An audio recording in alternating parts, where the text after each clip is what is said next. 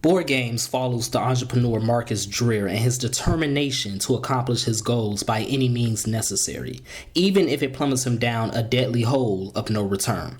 For all of my book lovers out there, Board Games is a simmering drama that boils into a gripping conclusion, and you can find Board Games 1 and 2 now on Amazon, and is written by yours truly, so you won't be disappointed.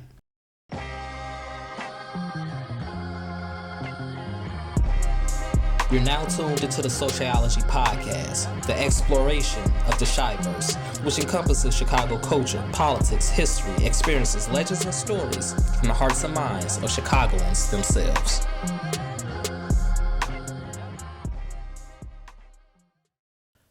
I love Chicago. That's why I started this podcast. You love Chicago. That's why you're listening to this podcast. This is SoCHiology episode 49, and as much as I love Chicago, I also love history. History was my favorite subject. If I didn't have an A in any other subject growing up, I had an A in history. I used to spend a lot of time at my grandma's house down on the low end in Bronzeville, and I was my uncle's sidekick as a kid. I used to walk with him everywhere. We used to walk to the park. We used to walk to the grocery store. I used to walk with him to the liquor store. I used to walk with him to the gas stations to play my grandma and her friends' lottery numbers. I used to walk with him to the fire station. One day he pointed at this funeral home on 33rd and King Drive. It was called Griffin Funeral Home. He was like, you know what that used to be? I'm like, nah, what was it? He was like, it used to be a Civil War prison camp for Confederate soldiers. I'm like, really? He's like, yeah. And not just that funeral home, but this entire area, 31st, 33rd, 35th, King Drive, Giles, Calumet, Prairie, all of this used to be a Civil War prison camp known as Camp Douglas. Now let's pause right there. Who was Douglas?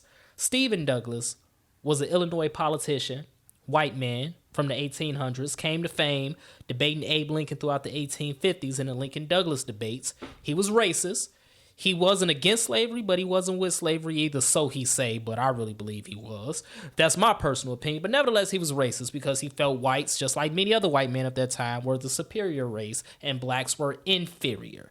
Stephen Douglas owned all of that land. That's why that community is now known as Douglas. It's one of the 77 community areas of Chicago, which Bronzeville encompasses. Camp Douglas came to after Stephen Douglas died in 1861. The federal government took over that land and they created a Civil War prison camp known as Camp Douglas. Now, most kids growing up in America, you're taught a couple things. You're taught that the North is good, quote unquote. The South is bad. South is for slavery. North is against slavery. That's what you're taught as a child growing up in the American educational system. And when you're a child, you think as a child. But when you become an adult, you put away childish things, or should I say lies.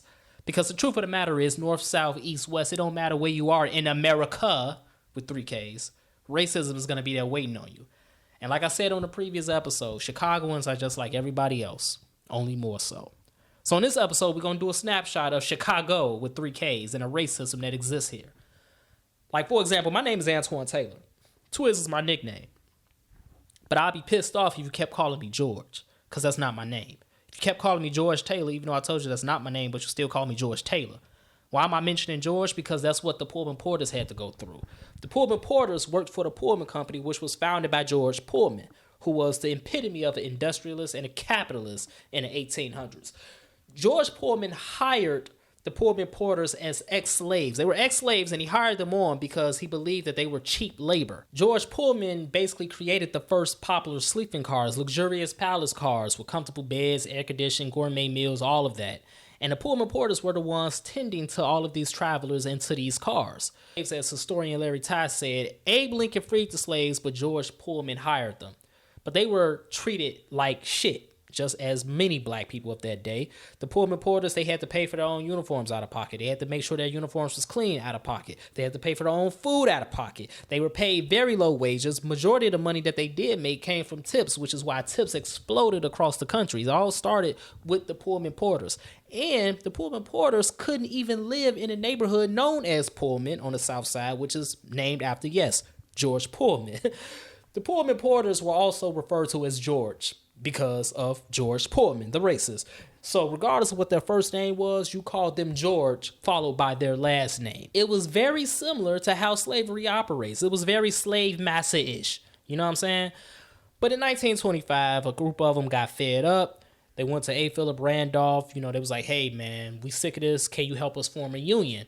A. Philip Randolph helped them. They did what they did. And it took about a decade for them to come to a collective bargaining agreement with the Pullman Company, but they got it done. And a union known as the Brotherhood of Sleeping Car Porters was created. It was the first African-American union to come to a collective bargaining agreement with a major corporation in the country. Now, you got to understand something. The Pullman Porters, they started around the 1860s, and they went on for about a century. Around 1890, it was about 15,000 Black Americans that lived in Chicago. And around 1970, almost a century later, that number swelled to 1 million Black Americans that consider Chicago home. And the reason why those numbers swelled was because of the Great Migration. Again, the North is good and the South is bad. A lot of Black Americans, including my grandma that lived down there on 33rd, came to Chicago because they was trying to get away from sharecropping. They was trying to get away from the convict lease system. All of these slaveries by another name. They was trying to get away from the KKK. More on that in a minute. They was trying to get away from all these harsh conditions and go to the North for better chances and opportunities. And Chicago was a very popular destination for a lot of these Black Americans leaving the South. That was in this mass exodus. Now, with all these new Black Americans in the city on top of the ones that were already here, a lot of whites ain't like that, of course. They was getting mad. They was fearing for their jobs. They were taking our jobs, and they just didn't like Black people. They didn't want to be around them. So the Chicago race riot in 1919 was one of the worst race riots of that entire red summer. July 27, 1919, a lot of Chicagoans, they went to the beach just as most Chicagoans do every summer to this day because it be hot as hell up here. Eugene Williams, a Black teenager, he crossed the visible color line near the 29th Street beach. White Chicagoans got pissed off. They threw some rocks at him, hit him in the head. He drowned. Black Chicagoans were pissed off that the killers weren't arrested. So, of course, tempers flared as the temperature rose, literally, and it was all bad. It just spiraled out of control. They say 38 people died. Over 500 people, sustained injuries. But I'm going to read to you some detailed incidents that occurred during the Chicago race riot of 1919. So the details I'm about to read to you very briefly come from the book Binga, The Rise and Fall of Chicago's First Black Banker by Dan Hayner. John Mills had got off work at 5:30 p.m. on a Monday, July 28th, the day after the riot started. He was just going home on a 47th Street trolley when a group of whites hurled bricks at him and hit him in the back, knocking the wind out of him. He stumbled, he slowed to get his breath, and soon was tackled from behind and beaten to death. He fought to get up a couple times, but the mob was heavy like a blanket on top of him. Their bodies suffocated Mills. As he tried to get up one more time, a man clubbed him with a 2x4, cracking his skull. Mills' eyes blinked and closed as he lost consciousness. The beating continued until Mills' body lay limp and twisted in the street. John Mills was dead. That's one of the documented 38 people that died throughout the Chicago race riot in 1919. And don't that sound very similar to how white mobs treated blacks in the South, in Mississippi, in Alabama, in Texas, all of those southern states, all those Jim Crow states? Don't that sound very familiar? But no, this was in Chicago on 47th Street. Speaking of Jesse Binga, a lot of whites hated Jesse Binga because, again, just like the book states, he was Chicago's first Black banker. He was very successful. He was a rich Black man. He gave a lot of Black Americans, a lot of Black Chicagoans specifically, the opportunity to own homes. And whites didn't like that. His house was bombed some 6 times, and he survived all of them. But the whites was really trying to get him up out of there. And back to the KKK. So a lot of these blacks in the Great Migration was trying to escape the South and the KKK, the terrorism that existed in those southern states and those southern communities. In 1922, the Chicago Ku Klux Klan had over 1,000 members. It was the largest Klan membership in any American city at that time. The Chicago Klan had become so mainstream that it was not only accepted, it was celebrated. It was a coffee company that took out an ad in a local Klan magazine promising quality, coffee, and courtesy, all with 3 Ks. Charles Palmer, the Grand Dragon of the Illinois KKK, gleefully told the Chicago Tribune in 1924, "We know we're the balance of power in the state. We can control state elections and get what we want from the state government." That's what the KKK said in the 1920s. Don't that sound like the KKK in Mississippi or in Alabama or in Georgia? It's very similar, but this is right here in Chicago. But Jesse Binga was very important because not only was he giving these blacks opportunities, he was breaking racial covenants. Now, racial covenants were laws put in place by state and local governments to keep blacks out of certain neighborhoods. In the book The Color of Law by Richard Rothstein, he details a couple of these racial covenants and restrictive covenants that was keeping blacks out of certain neighborhoods. For example, on the South Side, it was signatures on the 1928 restrictive covenant obtained in door-to-door solicitations by a priest of St. Aslam Catholic Church, the rabbi of a congregation, Beth Jacob, and the executive director of an area property owners association. Trinity Congregational Church was also a party to the agreement. In 1946, the Congregational Church of Park Manor, which is now an all-black neighborhood, sponsored a local improvement association's efforts to cancel an African-American physician's home purchase in a previously all-white neighborhood. On Chicago's near north side, a restrictive covenant was executed in 1937 by tax-exempt religious institutions, including the Moody Bible Institute, which still stands today, the Louisville Presbyterian Theological Seminary, and the Board of Foreign Missions of Methodist Episcopal Church.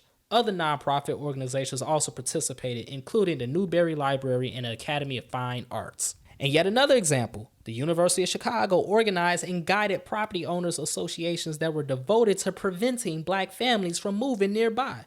The university not only subsidized the associations, but from 1933 to 1947 spent $100,000 on legal services to defend covenants and evict black Americans who had arrived in its neighborhood. University of Chicago is in the Woodlawn neighborhood and now is primarily black, and that is also where the Obama Presidential Library will be standing in Jackson Park in a couple years. Lorraine Hansberry, she wrote The Raisin in the Sun. What you think that book was all about? It was about racial covenants in Chicago. Black Americans, black Chicagoans just trying to live their lives and attain the American dream, but being harassed and pushed out of their own neighborhoods by racist whites. In July 1951, a black World War II veteran named Harvey Clark Jr. tried to move his family of four from the South Side to the all-white suburb of Cicero. But when Clark and his family arrived, the Cicero sheriff stepped in and said, "Get out of here fast because it ain't no moving into this building." Thanks to a court order, though, the Clarks were still able to move into their new apartment, but they couldn't even spend a single night there because the racist mob, greater than 4,000, had gathered outside, and they was not having it. Even after the family fled, the white mob, they still wasn't satisfied. They stormed the apartment, tore out the sinks, threw the furniture out the window, smashed the piano, firebombed the entire building, leaving the white tenants that lived in the building without a home. How psychotic, how barbaric do you have to be to do those type of things? Like, just it's sick, man. I feel like they're demons. They're demons. They're aliens. You know, it's crazy. But this is going on in Chicago, ladies and gentlemen. This is not below the Mason-Dixon line. This is not in Texas. This is not in Louisiana. This is in Chicago, a northern city. Because of renting to a black family, these angry white racist folks decided to tear up the whole goddamn building, even after the black family had left. And then in 1966, that's when a man by the name of Martin Luther King Jr. came to the west side of Chicago. He said, "It is reasonable to believe that if the problems of Chicago, the nation's second largest city at that time, can be solved, they can be solved everywhere." Initially, King was here to target the city's racist housing policies and its notorious slums. "We're here because we're tired of living in rat-infested slums," King said at Soldier Field. "We are tired of being lynched physically in Mississippi, and we are tired of being lynched spiritually and economically in the North." But soon, Martin Luther King Jr. would find out that Chicago was even more hostile to his peaceful efforts than a lot of places in the Deep South. On August 5th, 1966, King was leading a march throughout Marquette Park. That's on the southwest side of the city now. And in response, hundreds of racist white counter-protesters descended. They threw bricks, bottles, rocks. And one of the rocks hit King in the head on his right side, and he knelt down in pain. And a bunch of other protesters, they shielded him to try to protect him from more rocks and bricks that was going to hit him. King was hurt, but he continued with the march. And afterwards, he said he has been in many demonstrations across the South. But he could say that he had never seen anything in Mississippi or Alabama as hostile and hate-filled as the mobs in Chicago. The attack on King in that neighborhood on that day would not be the last racial attack in that neighborhood, Marquette Park. In 1970, the successor to the American Nazi Party planted his headquarters in Marquette Park. For the next 2 decades, it grew its base of support among the neighborhood residents and other white people who lived by, and together they fought relentlessly against any attempts to integrate the city. Speaking of integrating the city, in 1983, Harold Washington ran to become Chicago's first black mayor. And in March 1983, he campaigned in an all-white neighborhood on the northwest side with former Vice President Walter Mondale, and a white man so racist and so angry screamed at Mondale, "You nigger lover!" He was mad as hell to scream that. Like, why are you so mad, G? But anyway, the Washington campaign, they turned that into an ad, and they said, when you vote on Tuesday, make sure it's a vote you can be proud of. And as fate would have it, on April 12, 1983, Harold Washington became the city's first black mayor with 51.7% of the vote. He just got by. Today, Chicago is still one of the most segregated cities in the country. Most black Chicagoans live on the south and west side of the city, while primarily most of the white Chicagoans live on the north side of the city, aside from a few south side pockets like Bridgeport and Mount Greenwood. And what's so notable about Bridgeport? Bridgeport is the home of former Chicago Mayor Richard J. Daley, who was also part of one of the Irish gangs that instigated that 1919 Chicago race riot. Do what you want with that information. But there's so many examples of racism here in Chicago with 3 Ks is ridiculous. Racism is just as prevalent here as it is in the Deep South. There's so many sundown cities in Illinois, a state that was in the Union Army that fought against the Confederates in the Civil War to end slavery. Remember, the North is good and the South is bad. But in reality, everything is bad in this goddamn country. There's racism everywhere. I love Chicago. That's why I started this podcast. You love Chicago. That's why you're listening to this podcast. But we will be remiss if we didn't say that Chicago is one of the most racist and segregated places in this entire country. If you enjoyed this podcast, I ask for 2 things. Number 1, leave a 5-star review. And number 2, pass it on to a friend who may enjoy it as well. And don't forget to subscribe to our other podcast, Mogul Motivation from True Stories Media.